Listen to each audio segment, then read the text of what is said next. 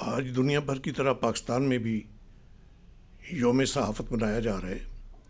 یہ 3 مئی کا دن صحافت کے طور پہ اقوام متحدہ کی ایک قرارداد کے ذریعے مختص ہوا تھا، اور اس کا مقصد یہی تھا کہ اس پیشہ صحافت میں جو لوگ اس کو پیشہ پیغمبری سمجھ کر اختیار کرتے ہیں، ان کو اپنے فرائض کی انجام دہی کے دوران جن کٹھنائیوں، جن مشکلات اور ہر سطح پر، چاہے وہ حکومت ہو، چاہے وہ ادارے ہوں، چاہے وہ سیاسی جماعتیں اور مذہبی جماعتیں ہوں یا پریشر گروپس ہوں، ان کی طرف سے انہیں اپنے مافیوز ضمیر کے اظہار سے روکنے کے لیے جو ہتھ کنڈے اختیار کیے جاتے ہیں، اس سے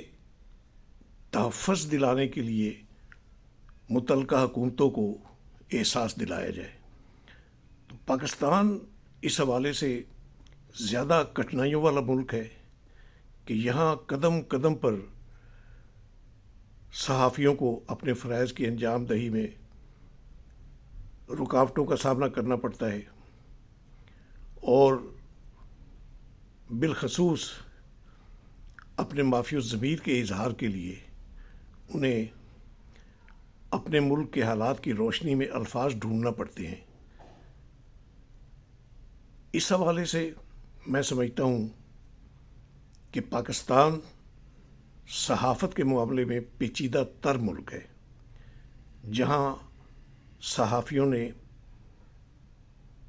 آزادی صحافت کا پرچم بلند رکھنے کے لیے بے پناہ قربانیاں دی ہیں، مصائب اٹھائے ہیں، اور اپنی جانوں تک کی قربانی دی ہے۔ اس میں ظاہر ہے ہمارے پیشہ ور صحافی جو ہیں وہ دیانتداری کے ساتھ فرائض ادا کرتے ہیں، باوجود اس کے کہ انہیں مالی مشکلات کا بھی سامنا ہوتا ہے، انہیں وسائل بھی دستیاب نہیں جن کی وجہ سے وہ آزادی کے ساتھ اپنے فرائض ادا کر سکے۔ ہمارے ملک میں بے شمار ایسے واقعات رونما ہوئے ہیں جن میں ہماری صحافتی کمیونٹی کو اس مقدر فریضے کی ادائیگی میں اپنی جانیں تک قربان کرنا پڑی۔ اس وقت جو مسنگ پرسنز کا ایک جو معاملہ ہے ہمارے ملک کو درپیش ہے، اس میں زیادہ کم بختی ہماری کمیونٹی کی آتی ہے۔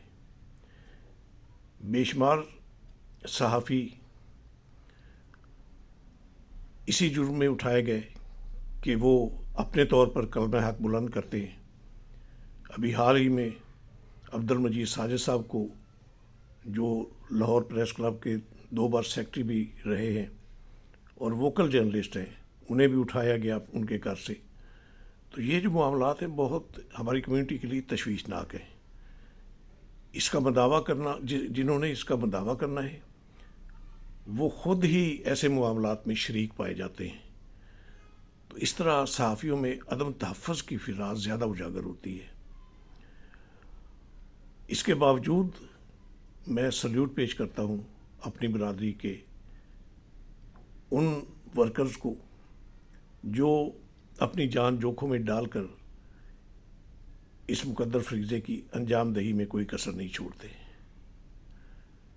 تو یہی میرا آج کا پیغام ہے یوم آزادی صحافت کے حوالے سے، کہ چاہے جو بھی کٹھنائیاں ہوں، جو بھی مشکلات ہوں، ہم نے آزادی صحافت پر کوئی کمپرومائز نہیں کرنا، اور یہ پرچم بلند رکھنا ہے، اٹھائے رکھنا ہے۔